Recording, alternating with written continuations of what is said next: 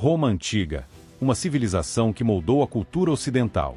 Roma viveu vários períodos de glórias, mas, em meio a isso, encontrou grandes derrotas também. E hoje, iremos falar da maior derrota esquecida de Roma, a Batalha de Araúzio. Quando se fala nas grandes derrotas de Roma, geralmente, a primeira que é lembrada é a da Floresta de Teutoburgo, que na verdade, foi uma grande emboscada. No entanto, tem outras derrotas muito maiores. 6 de outubro de 105 a.C., um dia obscuro na história romana. Um confronto marcante ocorreu nas proximidades da cidade de Araúzio, atual Orange em Valcluse, e às margens do rio Ródano. Duas legiões romanas, sob o comando do procônsul Quinto Servilio Cepião e do cônsul Cneo Malio Máximo, enfrentaram as tribos nômades dos Cimbros, liderados por Boiorix, e dos Teutões, comandados por Teutobod, uma coalizão em massa, que contava com mais de 200 mil guerreiros. A falta de sintonia entre os líderes romanos culminou em uma desastrosa falta de coordenação, levando a devastadora derrota diante da coalizão de Cimbros e Teutões. Estima-se que as baixas romanas alcançaram 80 mil legionários e 40 mil auxiliares, totalizando 120 mil soldados, quase todo o exército movido para lutar. Essa batalha é frequentemente lembrada como a mais severa derrota na história da Roma Antiga, ultrapassando até mesmo a Batalha de Canas em termos de perdas. Segundo relatos de historiadores da época clássica, esse desastre teria sido catalisador para uma suposta reestruturação do exército romano sob a liderança de Caio Mário. As reformas atribuídas a ele na organização e no recrutamento das legiões romanas teriam perdurado por séculos subsequentes. No entanto, essa visão é contestada por alguns historiadores contemporâneos que duvidam da implementação imediata dessas reformas sob Mário. Precisamos primeiramente entender o que essas tribos faziam em território romano, e quem eram eles. Autores antigos descreveram os Cimbros de várias maneiras, como um povo celta, um povo germânico ou mesmo um povo cimério. Os teutões também são classificados como germânicos ou celtas. De acordo com alguns relatos romanos, por volta de 120 a 115 a.C., os Cimbros deixaram suas terras originais ao redor do Mar do Norte devido às inundações. Estrabão, por outro lado, escreveu que isso era improvável ou impossível. Logo se juntaram a seus vizinhos e possíveis parentes, os teutões. Juntos eles derrotaram os Cordici, juntamente com os boios, muitos dos quais aparentemente se juntaram a eles. Em 113 a.C., chegaram ao Danúbio, em Nórica, lar dos Taurici, aliados romanos.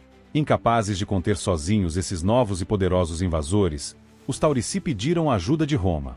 A migração dos Cimbros pela Gália e regiões adjacentes desestabilizou o equilíbrio de poder local e incitou ou provocou conflitos com outras tribos como os Helvécios contra os romanos. Uma emboscada contra as tropas romanas e uma revolta temporária na cidade de Tolosa levaram à mobilização das forças romanas na região. Após retomar Tolosa, o procônsul Quinto Servilio Cepião optou por uma postura defensiva, aguardando para ver se os Cimbros avançariam novamente em direção aos territórios romanos. No fatídico dia de 6 de outubro de 105 a.C., o destino de Roma foi desafiado. As circunstâncias antes da batalha já indicavam uma situação complicada para os romanos. Públio Rutílio Rufo, o cônsul mais experiente e condecorado daquele ano, não liderou a campanha militar, apesar de sua vasta experiência adquirida na Guerra da Numídia. Ele permaneceu em Roma, deixando seu colega menos experiente, Cneo Malio Máximo, no comando das legiões ao norte. As razões para a ausência de Rutílio no campo de batalha são incertas. Possíveis explicações incluem resistência política devido à sua associação com Caio Mário, um gesto para permitir que Máximo conquistasse glória ou até mesmo uma doença temporária. Duas das principais forças romanas estavam acampadas próximas ao rio Ródano, perto de Araúzio. Uma sob a liderança de Malio Máximo, e outra comandada pelo procônsul Quinto Servilio Cepião. Como cônsul do ano, Máximo tinha precedência sobre Cepião e deveria ser o comandante supremo dos exércitos combinados por lei. No entanto, devido à sua origem como homem novo e falta de experiência militar, contrastando com a nobreza aristocrática de Cepião, houve recusa em aceitar seu comando superior e as tropas foram divididas, acampando em margens opostas do rio. Quanto à batalha em si, o primeiro confronto entre os romanos e os Cimbros ocorreu quando um destacamento liderado pelo legado Marco Aurélio Escauro se deparou com um grupo avançado dos Cimbros. A força romana foi rapidamente dominada e Escauro foi capturado e levado ao rei Boiorix. Mesmo em cativeiro, Escauro manteve sua dignidade e audaciosamente aconselhou Boiorix a recuar para evitar a aniquilação pelas legiões romanas. A audácia de Marco Aurélio Escauro em desafiar o rei dos Cimbros, Boiorix, resultou em sua execução, um ato que refletiu a indignação do monarca. Enquanto isso, Quinto Servilho Cepião hesitou em cruzar o rio até receber ordens diretas do Senado romano. Mesmo com as ordens, Cepião manteve seu acampamento separado e desconsiderou as instruções de Malho Máximo.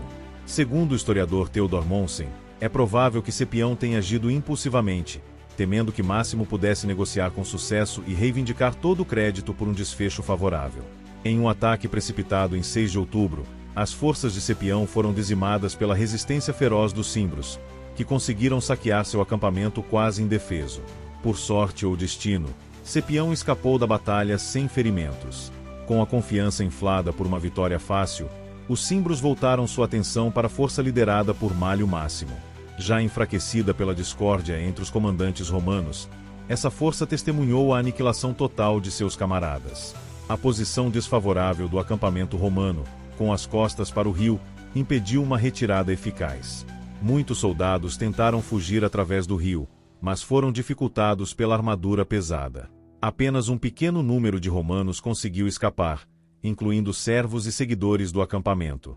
Tito Livio, citando Valério Antias, registra as perdas romanas como 80.000 soldados e 40.000 servos e seguidores do campo mortos. Após essa catástrofe em Araúzio, Roma, uma nação acostumada a reveses militares, enfrentou uma crise sem precedentes. A derrota não só resultou em uma escassez crítica de mão de obra e perda de equipamentos militares, mas também deixou um inimigo formidável acampado além das passagens alpinas agora desprotegidas. Em Roma, acreditava-se amplamente que a arrogância de Cepião era culpada pela derrota, não uma falha do exército romano em si. Isso alimentou o descontentamento popular com as classes dominantes. Podemos apenas especular sobre o que poderia ter acontecido se Rutílio, em vez de Máximo, tivesse assumido o comando. Será que Cepião teria obedecido ao histórico militar de Rutílio e aceitado sua liderança? Ou será que ele ainda insistiria que sua origem aristocrática lhe dava o direito de manter seu exército separado, cometendo os mesmos erros e levando seu exército à destruição? É improvável que Rutílio cometesse os erros estratégicos, táticos e posicionais que Máximo cometeu. É possível que ele tivesse conseguido manter seu exército vivo, ou até mesmo vencido a batalha. Os Cimbros, após o confronto com a tribo Arvernos em uma luta árdua, optaram por se dirigir aos Pirineus em vez de marchar diretamente para a Itália. Esse movimento inesperado concedeu aos romanos tempo precioso para se reorganizarem e elegerem novos líderes. Diante da magnitude da perda sofrida, que afetou tanto aristocratas quanto plebeus, o Senado romano e o povo decidiram suspender as restrições legais que normalmente impediam um homem de ocupar o consulado mais de uma vez antes de 10 anos desde seu primeiro mandato. Eles elegeram Caio Mário como cônsul sênior apenas 3 anos após seu primeiro consulado e continuaram a por mais 4 anos consecutivos, um feito sem precedentes, enquanto a guerra continuava. Os romanos iriam se preparar para um novo confronto contra essas tribos bárbaras numerosas, e logo, 2 outras grandes batalhas decisivas iriam acontecer.